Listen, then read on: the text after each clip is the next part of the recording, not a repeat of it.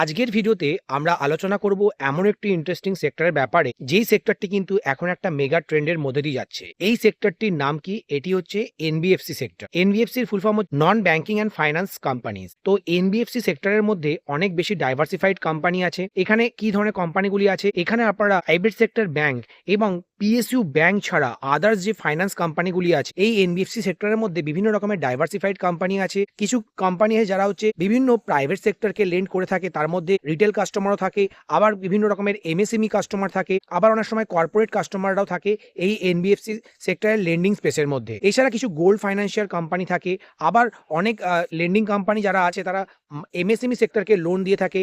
অনেকে আবার বিভিন্ন মাইক্রো ফাইন্যান্স সেক্টরের লেন্ডিং প্রোভাইড করে থাকে। এই ধরনের কোম্পানিগুলি কিন্তু ইন্ডিয়াতে লিস্টেড আছে। এছাড়া কিছু হোল্ডিং কোম্পানি আছে, আবার কিছু ইনভেস্টমেন্ট ফার্মও আছে যারা কিন্তু বিভিন্ন লিস্টেড এবং আনলিস্টেড কোম্পানিতে ইনভেস্ট করে থাকে। বন্ধুরা, এই এনবিএফসি সেক্টরের আরেকটি দিগ্গজ কোম্পানি হচ্ছে আদিত্য বিড়লা ক্যাপিটাল। এরা একটা হোল্ডিং কোম্পানি। এদের আন্ডারে কিন্তু Aditya Birla health insurance, Aditya Birla life insurance, এছাড়া আদিত্য বিড়লার কিছু মিউচুয়াল ফান্ড বিজনেস আছে। এই ধরনের বিজনেসগুলি কিন্তু আদিত্য বিড়লা ক্যাপিটালের মধ্যেই ইনক্লুড আছে। এছাড়া জেএসডব্লিউ হোল্ডিং এবং টিভিএস হোল্ডিংয়ের মতো কোম্পানিও কিন্তু এই হোল্ডিং কোম্পানির মধ্যে আছে। এগুলি খুবই ইন্টারেস্টিং। এছাড়া কিছু ইনভেস্টমেন্ট কোম্পানি আছে, তার মধ্যে অথাম ইনভেস্টমেন্ট আছে, টাটা ইনভেস্টমেন্ট কর্পোরেশন আছে। এই কোম্পানিগুলি বিভিন্ন লিস্টেড এবং আনলিস্টেড কোম্পানিতে ইনভেস্ট করে। এই ধরনের ইনভেস্টমেন্ট কোম্পানিগুলিকেও আপনারা কিন্তু ওয়াচ লিস্টে রাখবেন। এছাড়া মাইক্রো ফাইন্যান্স সেক্টরে লেন্ডিংয়ের জন্য কিছু কোম্পানি আছে, তার মধ্যে আরমান ফাইন্যান্সিয়াল আছে। এরা কিন্তু মাইক্রো ফাইন্যান্স সেক্টরে লেন্ডিংয়ের জন্য খুবই পপুলার একটি নাম। এই মাইক্রো ফাইন্যান্স সেক্টরটা খুবই সাইক্লিক্যাল নেচার হয়ে থাকে। সেই জন্য যারা এই মাইক্রো ফাইন্যান্স সেক্টরে ইনভেস্টমেন্টের কথা ভাবছেন, তারা কিন্তু খুব সাবধানে ইনভেস্ট করবেন।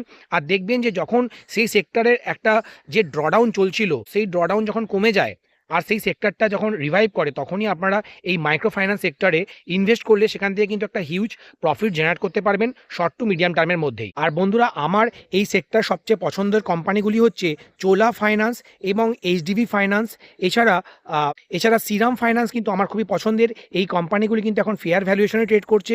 আর যেহেতু এই সেক্টরে অনেকগুলি টেলউইন্ড কাজ করছে, সেই জন্য এই সেক্টরের দিগ্গজ কোম্পানিগুলি এত বেশি র্যালি দেখাচ্ছে। এই সেক্টর অনেকদিন ধরে তারা কিন্তু আন্ডার পারফর্ম করছিল।